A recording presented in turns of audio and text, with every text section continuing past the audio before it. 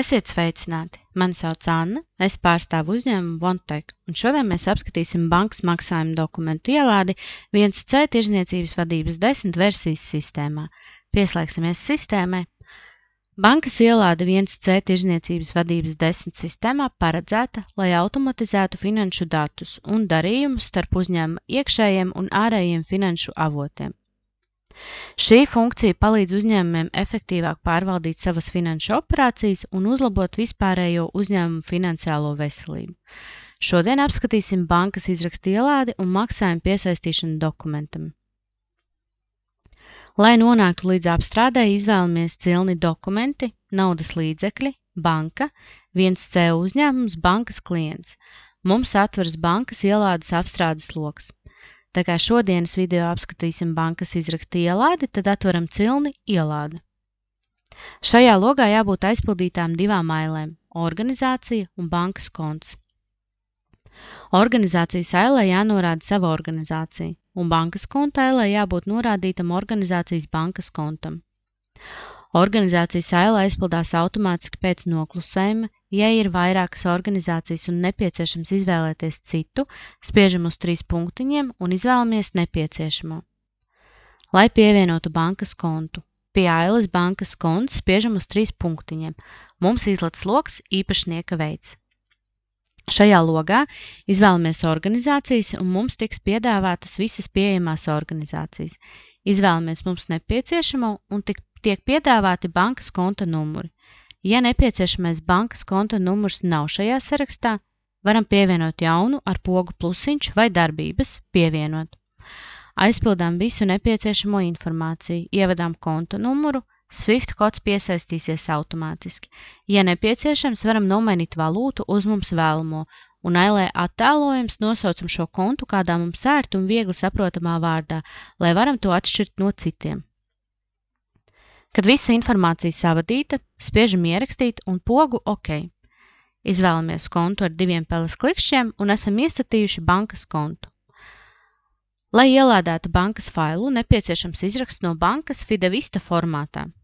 Ailē ielādes fails norādām ceļu līdz ielādes failam. Spiežam uz 3 punktiņiem un atlasām mums nepieciešamo failu. Kad tas ir izdarīts, nepieciešams iestatīt iestatījumus. Spiežam uz pogas iestatīšana. Mums atveras iestatījumu loks. Pirmajā cilnē ir jāizvēlas programmas nosaukums, kas ir faila formāts.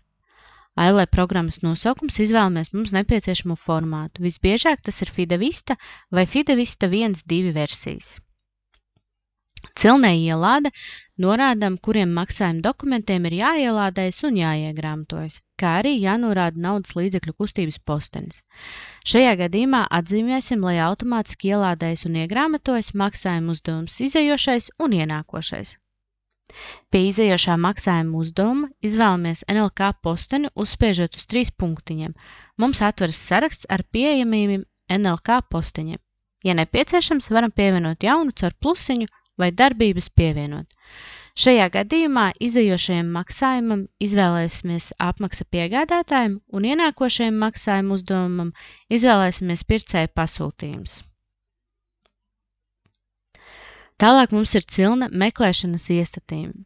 Šajā cilnē varat izvēlēties, kā apmaksājamie dokumenti, kas būtu pasūtījuma realizācijas un saņemšana, tiks atlasīti maksājuma dokumentā. Meklēt apakšnodaļu pēc komentāra koda nozīmē meklē apakšnodaļas kodu no komentāra pēc noteiktas frāzes vai simboliem. Iestatot šo iestatījumu, jums būs jānorāda šie vārdi vai simboli. Ja tie ir vairāki, tad to sadala ar semikolu. Meklēt kontrahentus pēc informācijas no maksājuma. Kontrahents tiek noteikts no maksājuma mērķa. Meklēt pasūtījumus pēc ienākošā numura. Tiek meklēta apmaksājuma pasūtījumi pēc numura, kas nāk no pircējuma pasūtījuma maksājuma mērķa.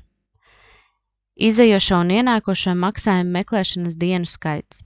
Analizē, vai maksājumi ir ielādēti vai manuāli ievadīti atbilstoši summai, datumam un kontrahentam norādītajā periodā.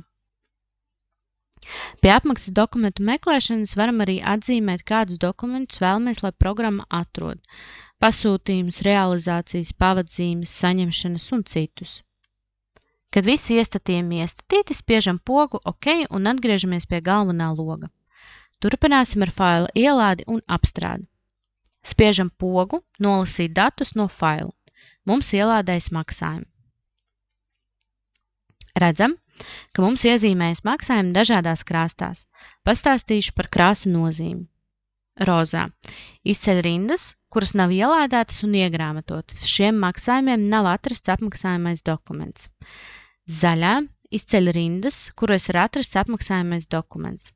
Dzeltenā. Izceļ rindas, kuros ir atrasts apmaksājamais realizācijas dokuments pēc FIFO metodes.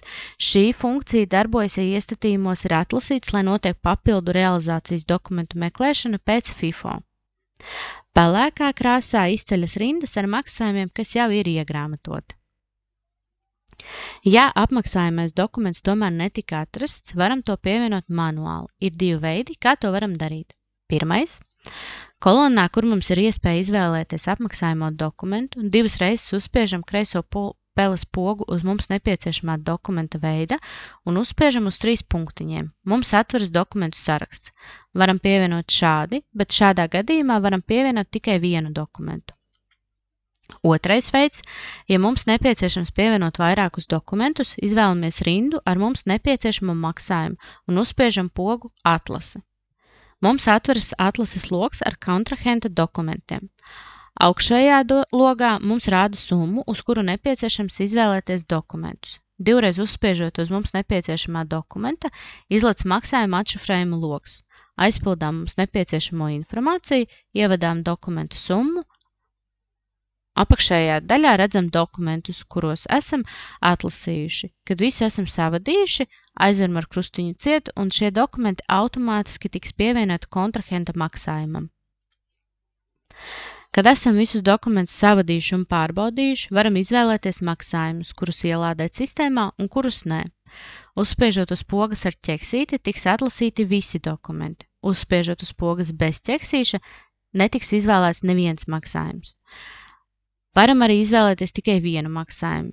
Kad esam izvēlējušies visus maksājumus, kas nepieciešami ielādēt, spiežam pogu ielādēt, un visi maksājumi tiks ielādēti. Apakšējā logā pie dienesta ziņojumiem rādās visi dokumenti, kuri tika pievienoti un tie jauno numuru, kā arī, ja ielādes laikā ir bijušas kļūdas, tās rādīsies pie dienesta ziņojumiem.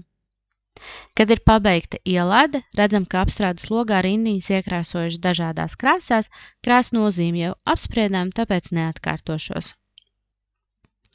Visus ielādētos maksājumus varam redzēt izvēlētos cilni dokumenti, naudas līdzekļi, banka, žurnāls, bankas norēķina dokumenti.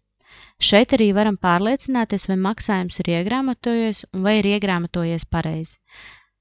Šajā lodziņā redzam, ka ir iegrāmatojušies, atveram maksājumu, redzam, ka viss ir ievadījies pareizi. Ja tomēr kaut kas ir jālabot, to var droši darīt šajā maksājumā manuāli. Vairāk informācijas par ienākošiem un izejošiem maksājumu uzdevumiem varat atrast mūsu iepriekšējos video. Ar šo noslēgsim šodienas video par bankas maksājumu ielādi. Ceru, ka šis video jums bija noderīgs. Ja jums rodas kādi jautājumi, sazinieties ar mums, izmantojot ekrānā redzamo kontaktinformāciju. Neaizmirstiet mums piesakot, lai nepalaistu garām nākamos video. Paldies par uzmanību un jauku jums atlikušo dienu!